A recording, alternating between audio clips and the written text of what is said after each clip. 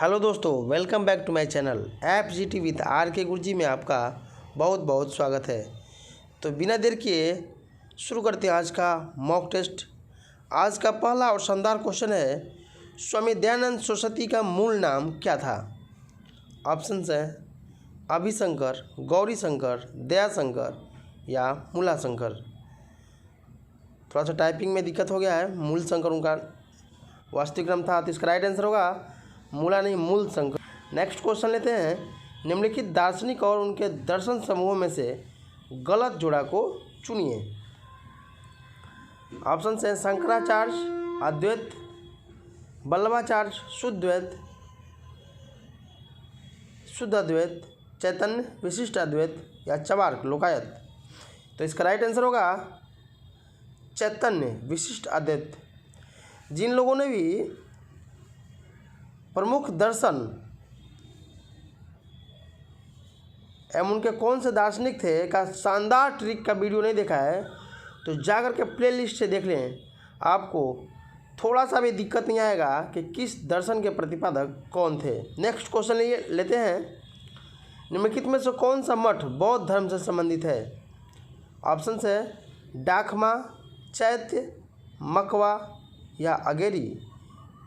तो इसका right answer होगा चैत्य। बौद्ध धर्म में पूजा का जो स्थल होता है उसे चैत्य मंडप कहा जाता है। नेक्स्ट क्वेश्चन लेते हैं, निम्नलिखित में से सही कालानुक्रम चुनिए। ऑप्शन है यानी संतों के किस के बाद संतों का क्रम। जो लोग भी इसका भी शानदार ट्रिक प्लेलिस्ट में हमारे डिस्क्रिप्शन में डाल देते हैं लिंक इसका।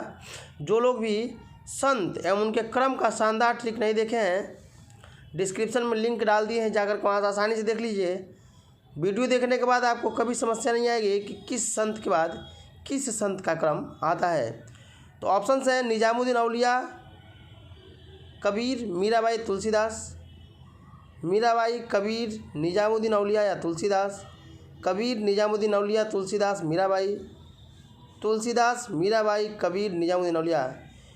तो इसका ट्रिक है कि शर्मा के नाचा मीरा सुर ताल द।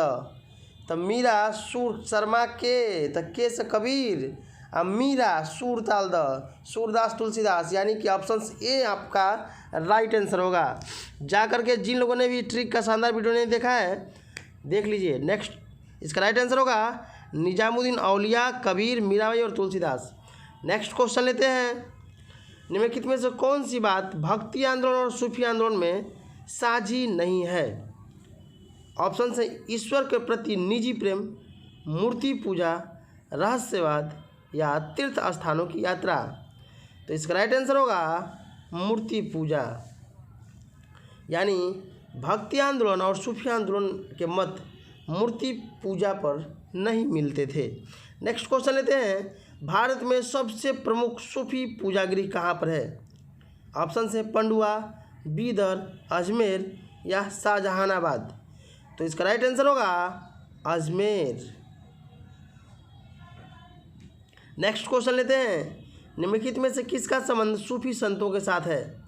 त्रिपिटक, दखमा, खानका या सिनागॉन। तो इसका राइट आंसर होगा खानका। नेक्स्ट क्वेश्चन लेते हैं, निम्नलिखित में से खालसा का गठन किसके द्वारा किया गया? ऑप्शंस गुरु गोविंद सिंह, गुरु रामदास, गुरु नानक या गुरु अर्जुन देव। तो इसका राइट आंसर होगा गुरु गोविंद सिंह। और दोस्तों, जो लोग भी सिखों के 10 गुरुओं के कौन कौन से कार्य किस गुरु ने किया था का शानदार ट्रिक की वीडियो नहीं देखा है तो उसका भी डिस्क्रिप्शन में लिंक डाल दिए हैं, जाकर वहाँ से आसानी से देख लीजिए। आज के बाद आपको कभी समस्या नहीं आएगा कि किस सिख गुरु के द्वारा कौन सा प्रमुख कार्य किया गया। नेक्स्ट क्वेश्चन लेते हैं, निम्नलिखित में से शिवाजी का धार्मिक गुरु कौन था? ऑप्शन तुकाराम, रामदास, एकनाथ या ज्ञानदेव। तो इसका राइट आंसर होगा रामदास। शिवाजी के धार्मिक गुरु कौन थे? रामदास। नेक्स्ट क्वेश्चन लेते हैं, मोहम्मद बिन कासिम ने निम्नलिखित में से किस ईस्वी सन में सिंध पर विजय प्राप्त की थी? ऑप्शन 712 ईस्वी, 8132 ईस्वी, 912 ईस्वी या 1012 ईस्वी? तो इसका राइट आंसर होगा 712 ईस्वी।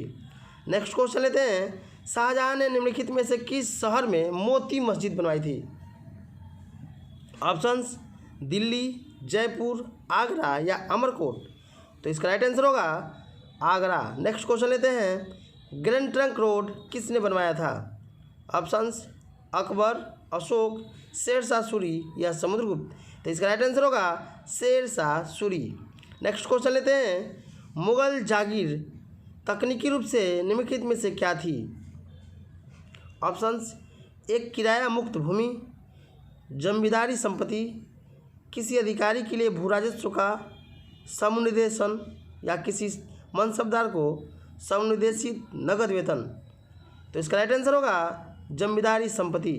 दोस्तों मुगल काल में जमींदारी संपत्ति को ही जागीर कहा जाता था।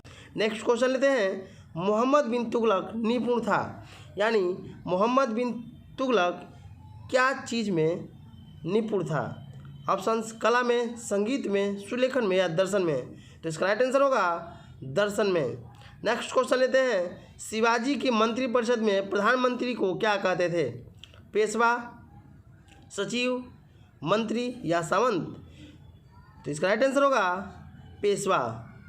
नेक्स्ट क्वेश्चन लेते हैं, निम्नलिखित में से कौन सी संधि ने पेशवा बाजीराव द्वितीय के स्वतंत्र अस्तित्व को समाप्त कर दिया? ऑप्शंस पुरंदर की संधि, बाड़गांव की कन्वेंशन, वसीन की संधि या सालाबाई की संधि? तो इसका राइट आंसर होगा वसीन की संधि। नेक्स्ट क्वेश्चन लेते हैं, रणथंभौर क्या था? ऑप्शंस एक मुगल महल, एक राजपूत दुर्ग कुर्द या फिर से लेते हैं ऑप्शंस, एक मुगल महल, एक राजपूत गुर्द, खिलजियों की राजधानी या बौद्धों की तीर्थ यात्रा का केंद्र?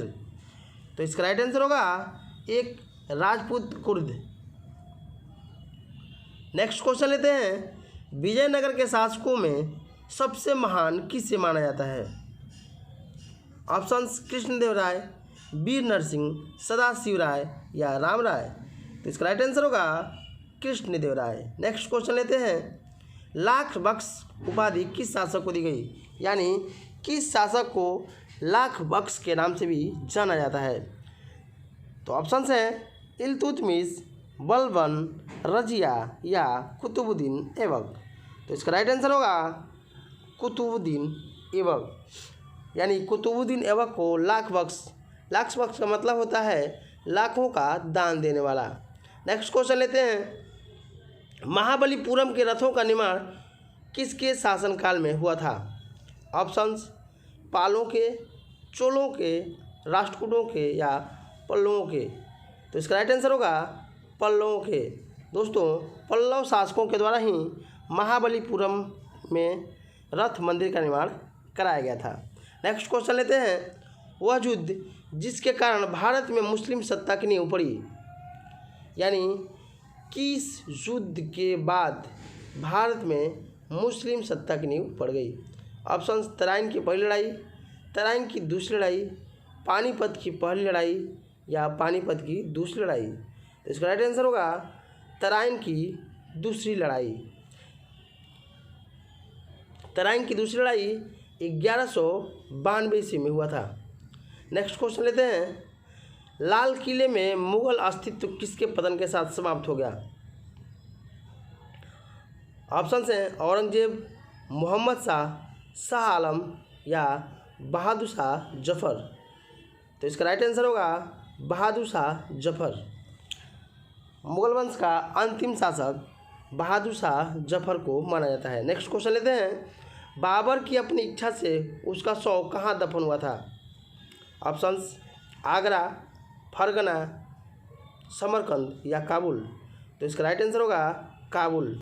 नेक्स्ट क्वेश्चन लेते हैं, प्रसिद्ध फारसी त्यौहार नवरोज़ का प्रवर्तन किसके द्वारा किया गया? यानी नवरोज़ त्यौहार को किस शासक द्वारा शुरू किया गया? ऑप्शंस अलाउद्दीन खिलजी, इल्तुतमिश, फिरोज तुगलक या बलबन? तो इसका राइट आंसर होगा बलबन। नेक्स्ट क्वेश्चन लेते हैं, रुपया नामक नया सिक्का पहली बार किसने जारी किया? ऑप्शंस अलाउद्दीन खिलजी, मोहम्मद शाह तुगलक, शेरशाह सूरी या अकबर? तो इसका राइट आंसर होगा शेर शाह सूरी। नेक्स्ट क्वेश्चन लेते हैं। अमीर खुसरो एक संगीतज्ञ था और क्या था? अमीर खुसरो एक संगीतज्ञ तो था ही, और क्या था? ऑप्शन हैं सूफी संत, फारसी तथा हिंदी का लेखक और विद्वान, इतिहासकार या उपयुक्त सभी? तो इसका राइट आंसर होगा उपयुक्त सभी। यानी अमीर खुसरो संगीतज्ञ के साथ साथ सूफी संत, फारसी तथा हिंदी के लेखक, विद्वान और इतिहासकार भी थे। नेक्स्ट क्वेश्चन लेते हैं। विख्यात यात्री इब्न बतूता आया था, यानी इब्न बतूता कहाँ का रहने वाला था? ऑप्शंस पुर्तगाल से, मोरक्को, चीन या तिब्बत? तो राइट आंसर होगा मोरक्को था। नेक्स्ट क्वेश्चन लेते हैं।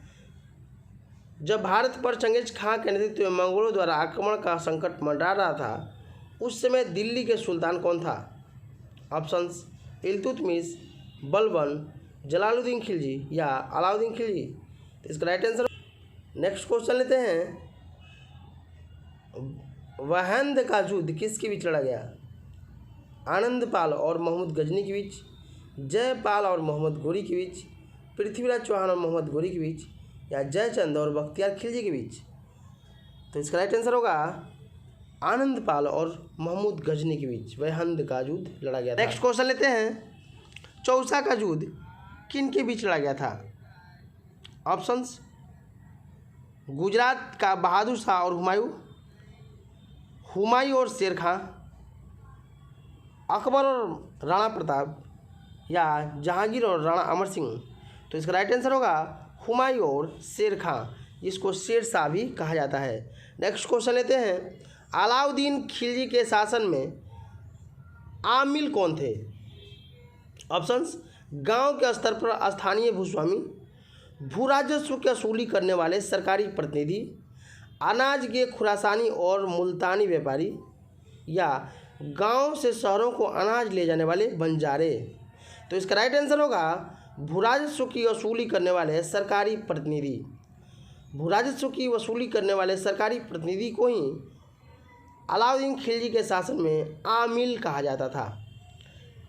तो दोस्तों, आज का मॉक टेस्ट आप लोगों को कैसा लगा कमेंट सेक्शन में ज़रूर बताइएगा। धन्यवाद दोस्तों। जय हिंद।